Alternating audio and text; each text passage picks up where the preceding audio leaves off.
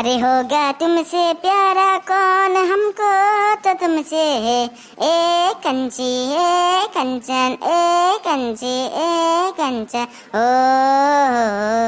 ला ला ला ला ला ला ला ला ला ला ला ला ला ला ला ला ला ऊंची घर वाली हो बाहर परियों की रानी तुमसे तो मैं हो गई अरे होगा तुमसे प्यारा कौन हमको तो तुमसे है ए कंचन ए कंचा ए कंचन ए कंचन ला ला ला ला ला ला ला ला ला ला ला ला ला ला ला ला ला ला কেবাত মজা চেপে থেকেৰা গান শুনি মজা মজা মজা মজা থেকেৰা গান শুনি ভাল লাগিল দেই থেকেৰা মোৰো ভাল লাগিল দেই হৰেৰে তহঁতে ভাল লাগে বুলি কৈ থাক জানো সঁচাই কওঁ নে মিছাই ক আৰে সঁচা কব মানে তোক কি মিছা কাম নেকি পুৰা আৰে ৰে ই এনে আমাক ভুল লিখি থাকে থেকেৰা সঁচাকে শুনিবলৈ বহুত ভাল লাগিল আৰে অ বেটা গান শুনি বহুত ভাল লাগিল বে চাইনা নিপু পজিশ্যন ল হৰে তহঁতে শিকাই থাকিব লাগিব নেকি লৈছো দে ঐ বুদ্ধা তই মোক এটা কথা কচোন বাৰু পজিশ্যন ল'লে কি হ'ব তো মই ৰেডি বটি একদম ৰেডি বটিছো বে নমস্কাৰ ছাৰ দে হ'ব দে বোপাই হন নমস্কাৰ নমস্কাৰ কি খবৰ তোমালোকৰ ছাৰ আছো তো নাজানি কৈ নিপু ছাৰ মই ইয়াতে বহি আছো তই মোক এটা কথা কচোন বাৰু কাউৰীয়ে যদি মিঠা সুৰত মাতে তেনেহ'লে কি হয় ছাৰ শুভ ফল দেখা যায় আৰে নিপু তোৰ মূৰত জ্ঞান কেনেকৈ সোমাল ছাৰ নাজানো কেনেকৈ সোমাল যোনটো জানো সেইটোৱে কৈছো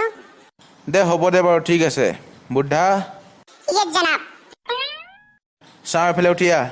গৈছো ছাৰ ছাৰ কৈ যাওক বাহ তই যদি দেখোন বহুত ফূৰ্তিত আছ তেনেহ'লে কবিতা এটাকে গাই দে ছাৰ কি আছে গাই দিম ছাৰ কিন্তু এটা চৰ্ত আছে মই নিজে ৰচা কবিতাহে গাম আকৌ দে হ'ব দে দুষাৰী গাবি বেছি নাগাবি আকৌ ঠিক আছে ছাৰ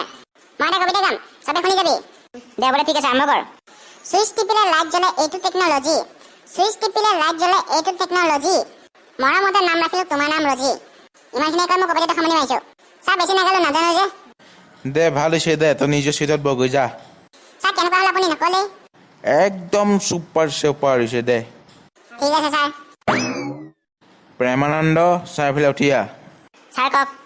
তই আজি নিজে কবিতা ৰচি আনিছনে ছাৰ আনিছো কিন্তু ছুটি দে দে মাতি যা মাতি যা মাতি যা মাতি যা গেছ উঠিলে খাবা স্বৰ্গম ৱা ৱা ৱা ৱা গেছ উঠিলে খাবা স্বৰ্গম কেবাত গেছ উঠিলে খাবা স্বৰ্গম কেবাত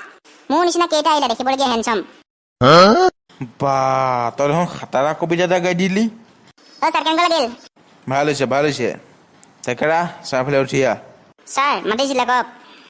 তই বিষয় এটাৰ ওপৰত এখন ব্যাখ্যা কৰি দিব লাগে ছাৰ কি বিষয় তোৰ আজি বিষয়টো হ'ল ৰাতি শাক খোৱাটো উচিত নহয় কিয় তই এই বিষয়টোৰ ওপৰত এখন ব্যাখ্যা কৰি দে নমস্কাৰ বন্ধু বান্ধৱীসকল মোৰ নাম থেকেৰা ছাৰ যোনটো বিষয়ৰ ওপৰত মোক এখন ব্যাখ্যা কৰিব দিছে বহুত বেছি গুৰুত্বপূৰ্ণ বিষয় এই বিষয়টো হ'ল ৰাতি শাক খোৱাটো উচিত নহয় কিয় এই বিষয়টো বহুত মানুহে জানে যোনসকলে নাজানে মই তেখেতসকলক ক'ব বিচাৰিছোঁ আপোনালোকে মনোযোগ দি শুনি যাব বিজ্ঞানসন্মতভাৱে দেখা যায় যে যিকোনো সেউজীয়া পাতে হৈছে পিত্তবৰ্ধক দিনৰ সূৰ্য তাপত আমাৰ হজম কৰা শক্তি বাঢ়ি যায় কিন্তু ৰাতি শাক জাতীয় খাদ্য খালে হজম কৰাত অসুবিধা হয় আৰু তাৰ বাবে শৰীৰত পিত্ত ৰোগৰ সৃষ্টি হ'ব পাৰে ইমানখিনিয়ে কৈ মোৰ মহাগুৰু মৃদুল্লা নাম লৈ আজি ব্যাখ্যাখন সামৰণি মাৰিছোঁ কৃষ্ণক চিন্তি ছাৰ মোৰ ব্যাখ্যাখন কোৱা হৈ গ'ল দিয়ক থেকেৰা সঁচাকৈ তোৰ ব্যাখ্যাখন শুনি মোৰ বহুত ভাল লাগিল হ'ব দে আজি ক্লাছ ইমানতে সামৰণি মাৰিছোঁ তহঁতে চব ঘৰ গৈ যা ঐ